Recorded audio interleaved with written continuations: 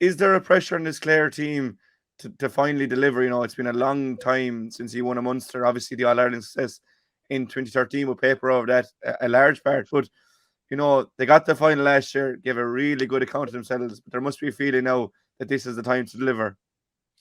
Definitely, and for Brian Lohan and his own team, like he even said it this week, you know, that Limerick have won all the trophies at the end of the day, and while Clare have come close and they've beaten them in the group stages, they had no silverware from their 3 or 4 years, and it's now 3 full years that, or 4 years, it's the 4th year of Brian Lohan's in charge. So made a lot of strides, but it's only when you get that kind of tangible silverware, that bit of validation, and we saw that actually from the Clare minor hurlers even this year as well, that they won a Munster after losing on penalties the previous year, and just that relief to get some silverware is a kind of a justification, a validation that you're going in the right direction. Obviously, to make strides is brilliant, to come close to Limerick, but who's going to remember that in 20 years' time when the next Jack Neville is doing his podcast? You know what I mean?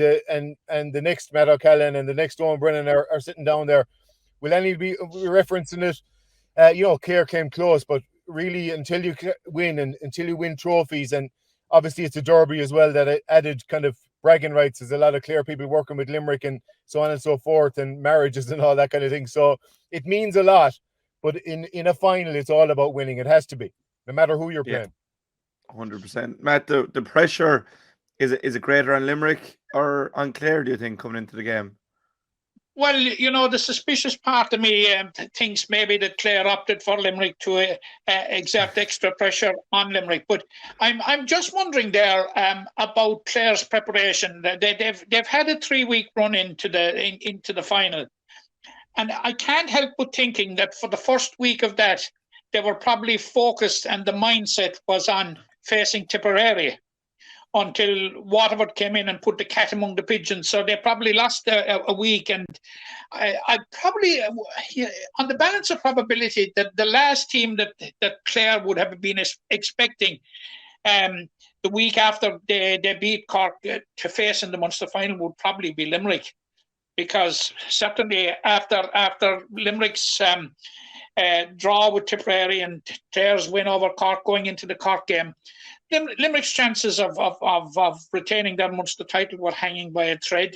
And you know, the interesting part about it is, and it's a microcosm of how close this whole Munster championship is, that had Cork got an equalising point, Clare would be facing Cork and Tipperary would be out of the championship.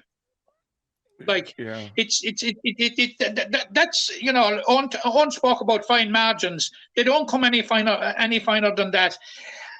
Pressure on Limerick in the final, the nub of your question. There's always pressure in a Munster final, no matter what.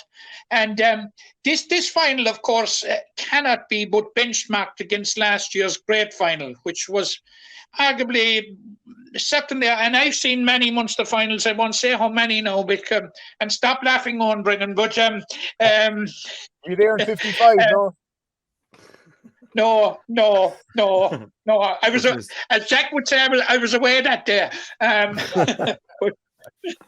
But no, I you know, it ranks up there with you see. You tend to judge these great games by the result if it's in your favour, you know.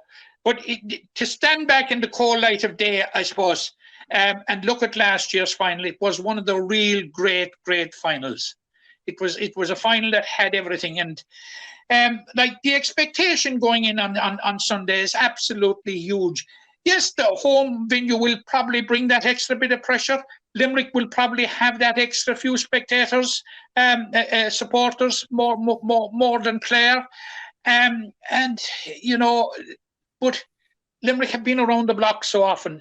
You know, you're not going for 5 in a row in the Munster Championship without being able to handle those type of situations. And if you cast your mind back to the 2021 Munster final when Limerick were 10 or 12 points down at halftime in Páirc Uí Chaoimh against Tipperary, and the way that they turned it around, that certainly was pressure after the first half. But the way they coped with it. Yes, there will be the extra bit of pressure, Jack, but I think Limerick have the wherewithal and the experience to cope with it.